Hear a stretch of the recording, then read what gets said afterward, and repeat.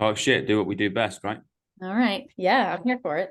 Love it. First of all, how did we get into all the different stuff? We just said you do a lot, you wear many different hats, right? Managing it is one thing, but how did you end up stumbling into something into them all, like nervous system, somatic, binge eating? It's under the same umbrella, right? Health and wellness, but they're Yes. different niches within that umbrella. Well, personal experience, really. So I had binge eating disorder, among other disorders, since I was an adolescent. So it was like my own personal journey. And I never knew I'd coach about it or podcast about it. But when I recovered, I, I, I remember like laying in bed one day and thinking, if I get better, if this actually works, then I just want to help other people do it, because that's what I wish I had someone helping me. Mm. So I did recover, and then COVID happened, and I stopped working because like I had to homeschool my kids, and I just started writing about it and posting about it on Instagram, and it caught on. So it became its own thing, and I took it full time, and then I started to um, think about the nervous system's relationship to it, just because my old work, I used to be an occupational therapist, and it had to do with it a little bit, and I just started looking at that angle of things, and then I got into that and I started training, and one thing kind of just led to another in my own process. Wow. Why do you think people fall into the binge eating cycle? Particularly binge eating, because usually they're trying to push their bodies too far too fast. So for example, I have an Italian background genetically, and we are curvier folks. So I always thought I needed to be, you know, when I grew up. I mean, now it's changing a bit. Curves are back, I suppose. But when I was growing up, it was like Kate Moss. Yeah. She was the one. So I was trying to be like a size 0 or a size 2, and my body was like, no, that will not happen. But I kept forcing it and forcing it. And I wouldn't take no for an answer. And so my body at some point was like, okay, this has gone on long enough. And it started to rebel, um, which I resented, and I was angry about, and I kept trying to push it down, and my body kept saying, no, no, no. And that turns into binge eating. And I think, when we're trying to push our bodies too hard, or out of the plate, out of their comfort zone too much for too long, they start to rebel about it, and it turns into binge eating. And because we don't really understand why that's happening, it feels like it should be something that we have under our control, or that we can just will our way to a certain size. I think we just keep digging the hole deeper, and the body gets madder and madder, and we binge harder and harder, and it becomes its own monster. Yeah, that's the thing, right? Like we after a binge eating, bonanza, we ended up fucking starving ourselves even more and going even further onto the left side, which means we go further onto the right, and this pendulum just Right. gets wider and wider. And it's like, whew, how would you stop that cycle? Like that's real difficult. That was the whole thing. Well, it was interesting because you're exactly right. What happens is that you start binging, and in order to control the binging, you restrict harder. Mm. And I went to treatment centers. So I was in eating disorder clinics, and kind of that's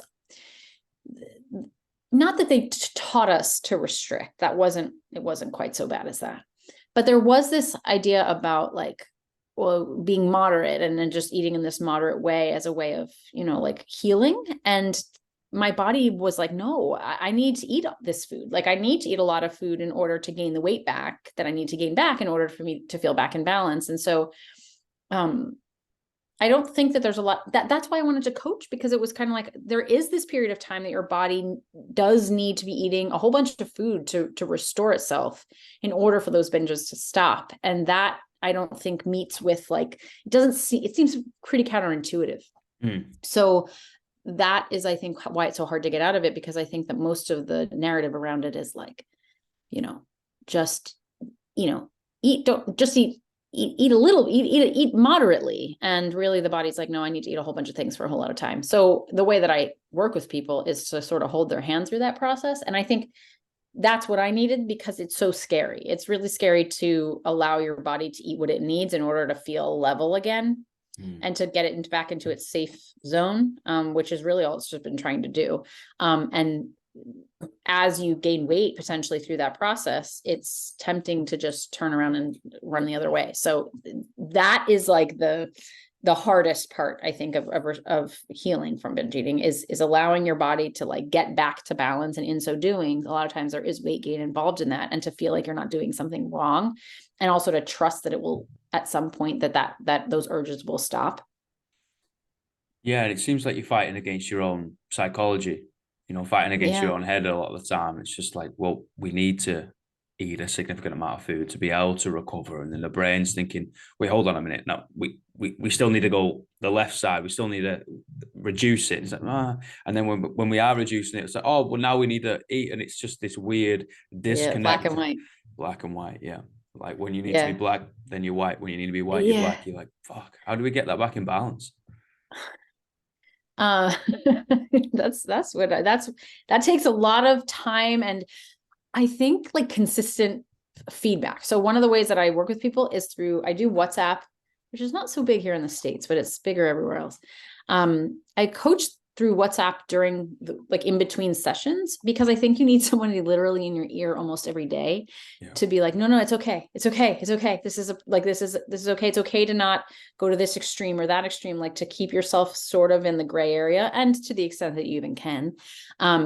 But I think that it's so scary, and black and white thinking is so much easier, that like to interfere with that pattern of thinking is like, it's almost like you need that objective eye on things to come in and talk you off the ledge a little bit, every day, because Yeah. you're eating every day, multiple times a day. This is not one of those things that, it's constantly in your face. It's constantly a struggle. There's always susceptibility to like losing your mind as you're doing this. And so for me, I that's what I wished. I was like, I wish I had somebody to like talk to literally every day, because that's how much support I really needed around this. And so that's what I try to give other people. I mean, to the extent that I'm able to talk, but yeah, every day. Yeah, for sure. I think we underestimate how much support we need in positions like that, right? Because it is an extreme thought process. And Yeah. to your point, it is a beautiful point that we do eat every day. you are Yeah. you Can't are get around thinking, it. yeah, you are thinking like that multiple times a day, if not all day, every day. Yeah. So it's not like one counseling session a week, job done, thumbs up, you're going to be Right. sound. It's like, maybe not, guys. Maybe we need 1 point of contact each day, 2 points of Yeah. contact each day. Even if it's Yes. just a flick of a text, it's sometimes all the support we need. Just some of these little pitter patters on a screen. You're like, you know what? Oh, okay, cool. Yeah, I'm on the right path and all good. Yeah, exactly. And that's where the nervous system stuff came in. Cause like, I don't know if you've experienced this, but like sometimes I just need, whether it was about food or it's about whatever it's about now, that I get, dysregulated around. And sometimes I just need someone else that I trust to sort of just be a sounding board, and to be that sort of calm in my storm, so that I can remember like, oh, right. Like, okay, like everything that feels so big and catastrophic in my own head, when I can use someone else to bounce off of, like I can find my center again in just a word, or just their presence. And that co-regulation with other people is so important. And we lose it in eating disorders, because we become very much in our heads, and we start to isolate a lot of times, and you lose the sense of what support really means, and how much we need it as humans to find our footing, and to find our centers, and to stay balanced. So that's where like nervous system stuff started to come in for me, when I was noticing the impact that people were responding to having a touchstone, and needing another human that just felt like a safe place. So I started looking into like the nervous system and how that works, and how we feel safe, how we feel calm, and how we feel connected to ourselves, and how easily that gets disrupted, and how to get it back. Yeah, we definitely live in a high cortisol environment, right? High cortisol time. We're always contactable all the time. We can work pretty much all day, Yeah. every day now. You know, the light bulb, we got computers, we got phones, like everything. You can fucking do your emails on your phone, sitting in Yeah. bed at 11 p.m. at night. It's like, yeah, we're always stressed out. We're Yeah. always freaking out over something. Sympathetic nervous system just through the roof, right? And what I Yeah. found, like, kind of relating it back to a very primal sense of in the gym, right? People now have lost the ability to sprint, to turn it on, because they are always turned on, so to speak. They are Yeah. always in a sympathetic nervous state. Rather than, okay, cool, we're relaxed, we recover, we can come in, we can sprint, we can go fast, we can whatever, we can do this, and then we can calm back down. People can calm down, but they also Yeah. can't hit the peak of the pyramid either. So they're in this Mhm. consistent stressed state, and they're always freaking out and can't recover and can't sleep. And you're like, what the fuck is going on, guys? Yeah. Must be me. I Yeah. must not be working hard enough. Yeah. Yeah. Yeah. Yeah. There we go. That's the negative cycle again, right? That internal Yeah. dialogue of like, oh, I mustn't be doing enough. It's like, guys, doing more is rarely the answer. Right? Yeah. Do less better. Yes. Do less better. Do less better. Yeah, because otherwise you're burning out. Mm. But and even if I find that when people are resting, you're feeling so badly about it, or like you shouldn't be, that it's not really restorative because you feel guilty for doing it, because Mm. you're lazy and because the expectation is that you would produce more and do more. So yeah, I don't know. That's a how do we change that is a different question. I mean, that's systemic. Um, but I mean, a lot of the stuff that I talk about with people is like, how do we function in a world that is kind of working against us, and we are swimming upstream against like hustle culture and diet culture and wellness culture and things like that. If the rest of the world is promoting all of that, and we're finding that that's making us sicker, how do we find, that's the trick, and I think that's the hardest part about all of this, and why, and it is in constant need of support. I mean, I still need support around that, because it's hard to not buy in to the temptation to just keep doing and achieving and becoming and working harder and doing more. That's for damn sure, right? And I think we need to figure out our own way of doing it. I think Yeah. people need to take independency from their own through our own actions and own lives, right? They take accountability. We've now seen the birth of this. Have you got a morning routine? All right, cool. Let me see your Mm. morning routine. Yeah, but it takes you 2.5 hours. Like that's not realistic, mate.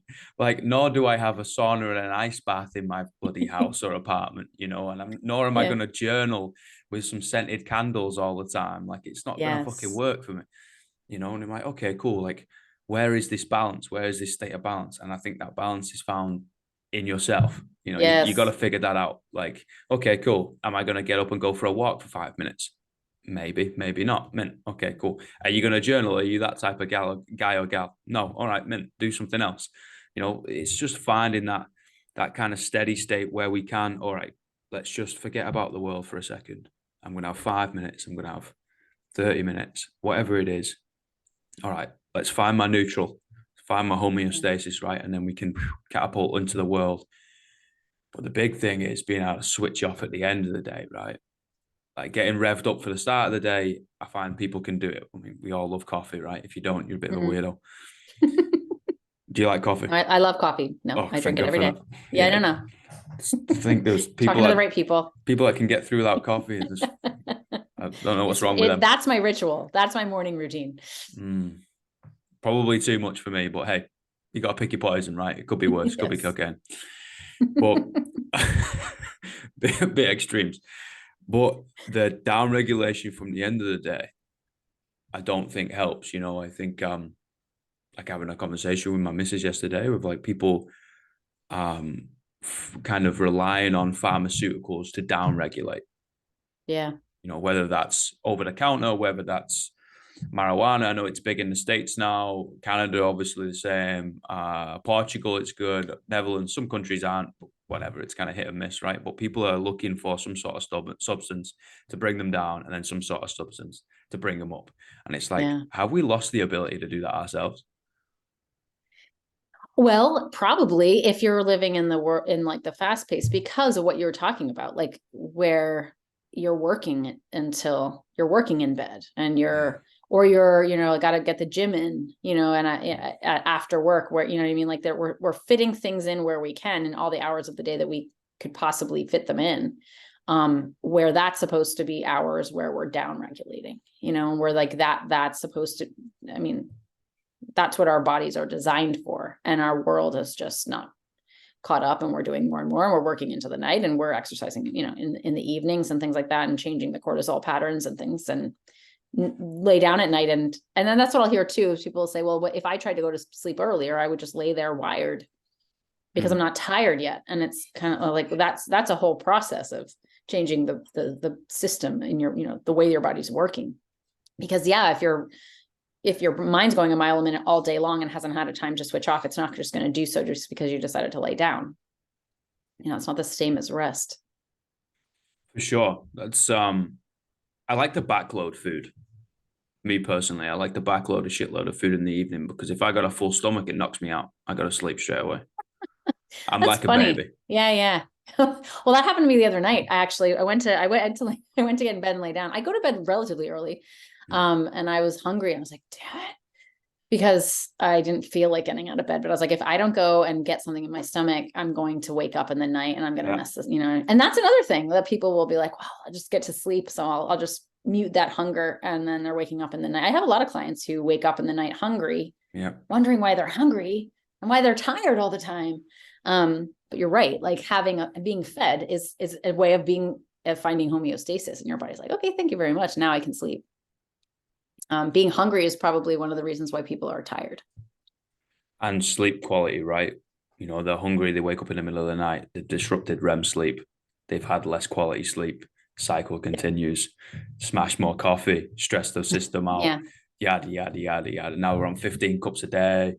Now you're doing 5 energy drinks Yeah. a day. You're like, fucking hell, guys, where does this stop? I was like, man, I Yeah. think Yeah. it stops with our body shutting down. We take these Yeah. pain pills and kind of put a plaster on a broken leg, and oh no, it's fine, it'll go away. The Yeah. symptoms The going band-aids. away, yeah, but Right. it's not going anywhere.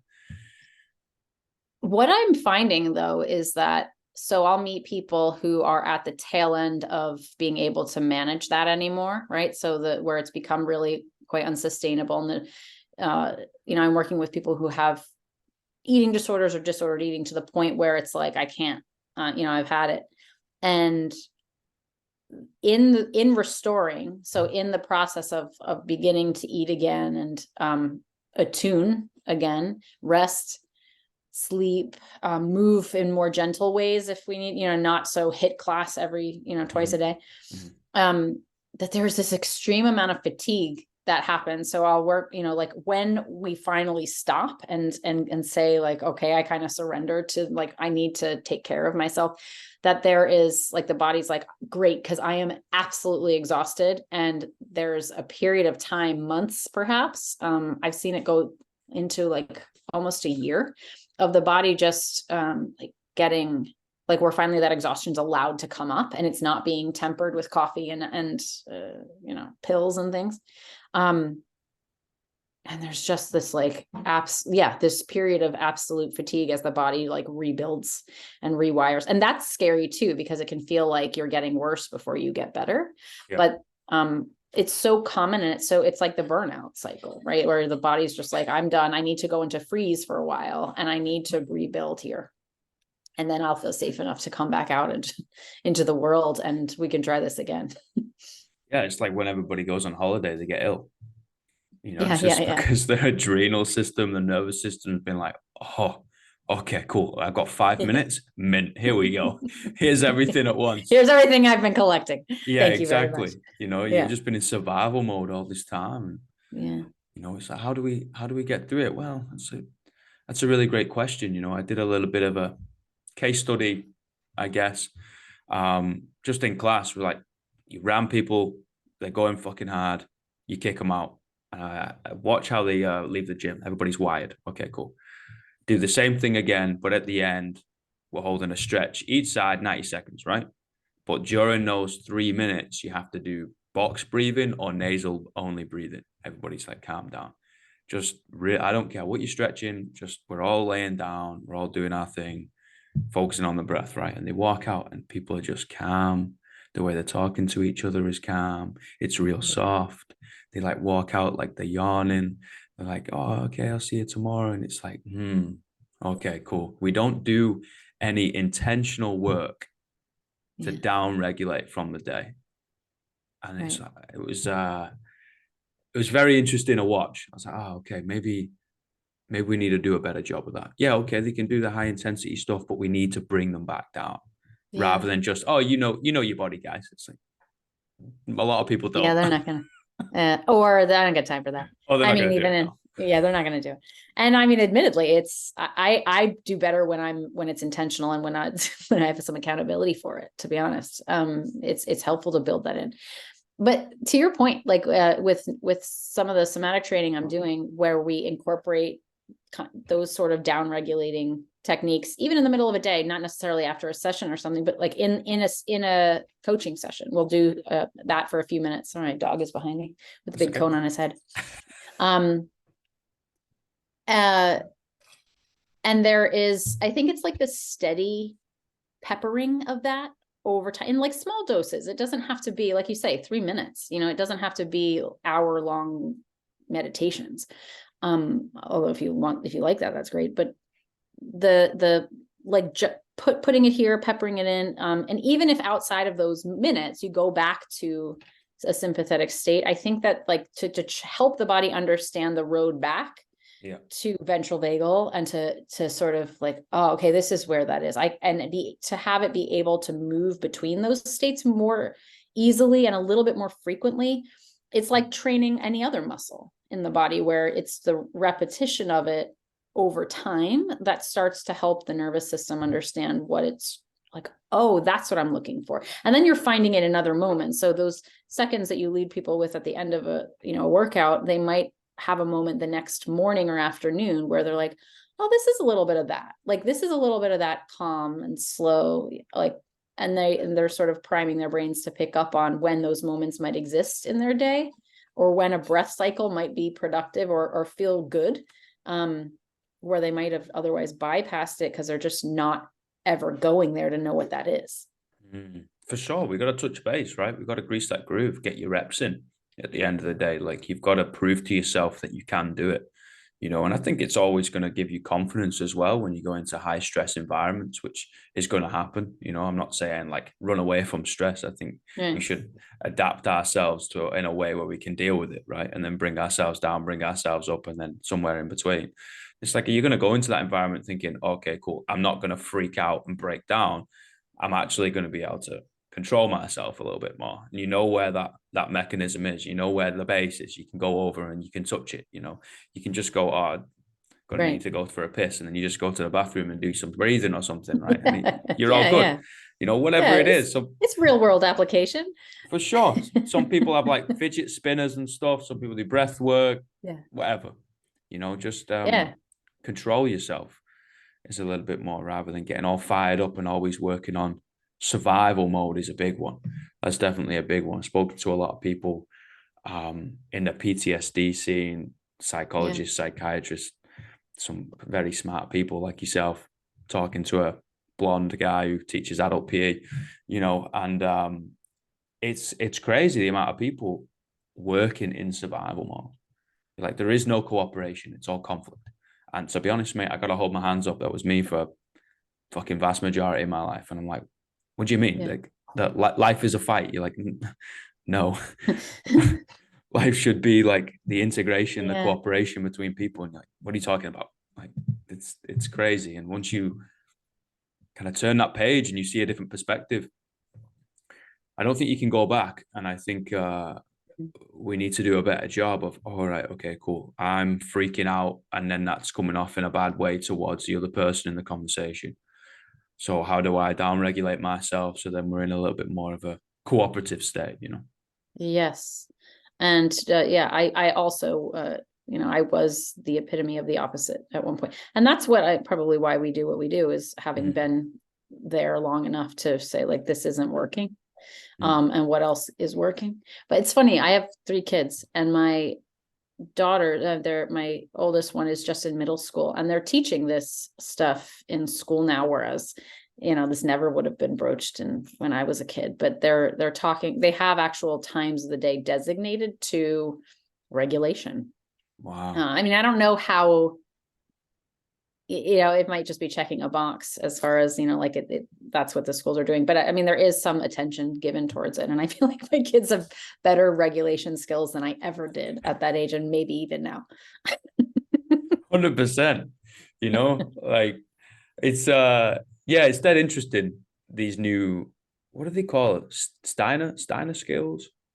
It's like different ways of learning. They learn a lot more through play and stuff like that. And I'm like, well, I don't know. I don't know if that's the right thing, but like, I guess we're gonna find out, right? Yeah, we'll know soon enough.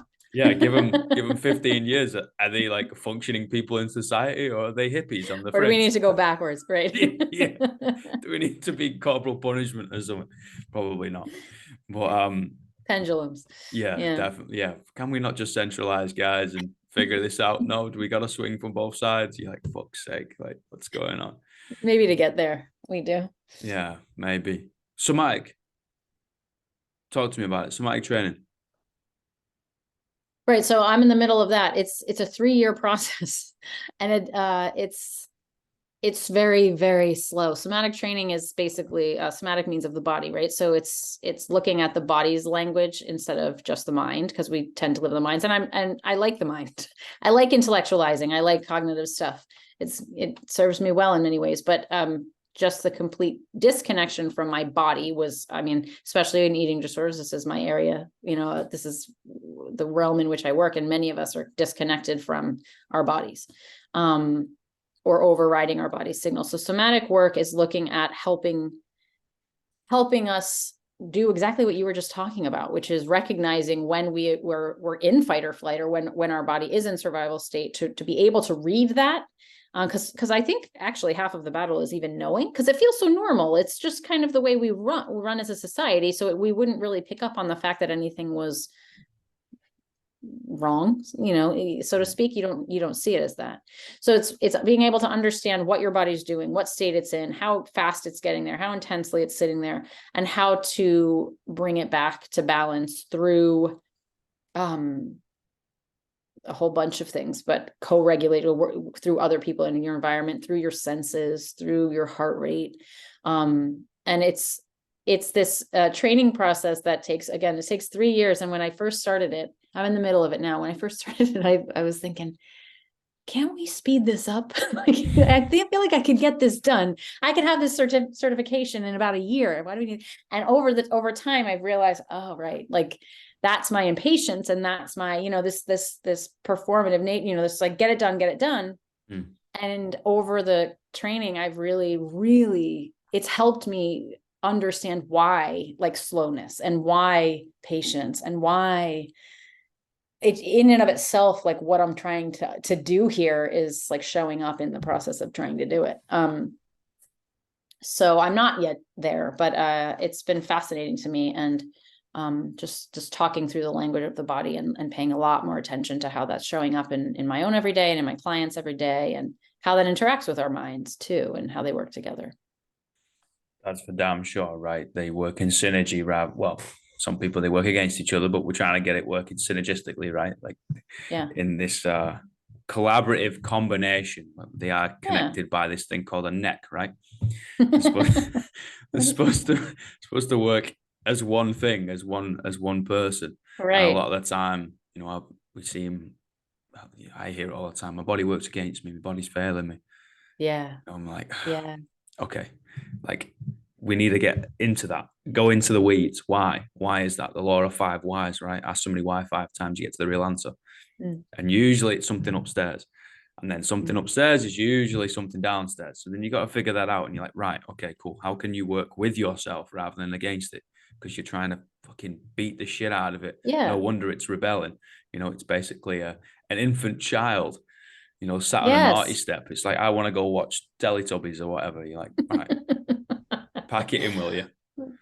Well, it's a child, and it's like also like a wise old old man inside, that's just kind of like, I want what I want, but I also know that I need this, and you don't. You're not giving it to me. Yeah. Fuck you, the control panel. Yes. I got 3 questions. Yeah. What's the greatest piece of life advice you've ever received?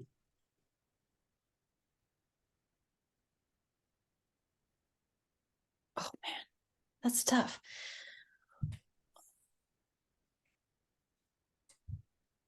I don't know. It's not really advice. It's just one of those cliche statements that turned out to be true.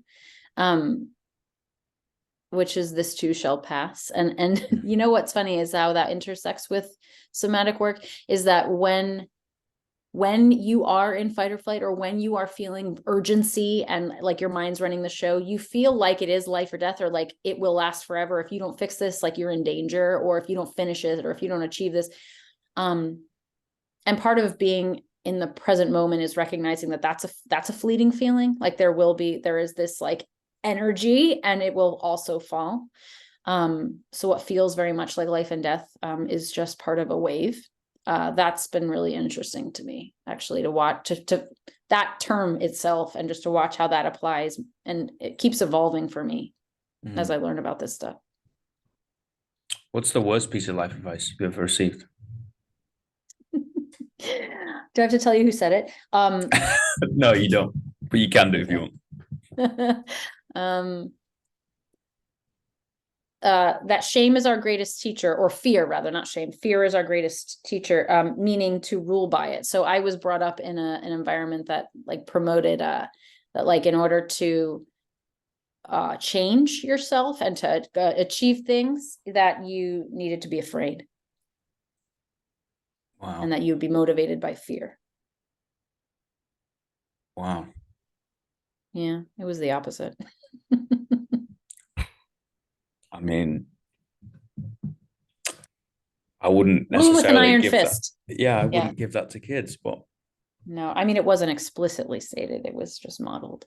But no, I found that one's a no.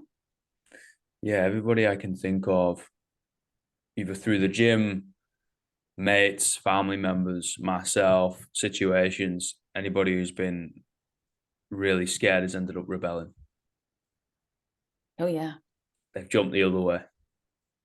Just as a fuck you, innit, really? Yeah, yeah. Yeah. You're gonna run away from that as fast as you can. Wow. Rule with an iron fist. Probably not the greatest of things to do. But hey, we live and learn. It's a generational sort of approach, I think. At one time. Yeah, maybe. Maybe. What are the 3 words you'd tell your younger self?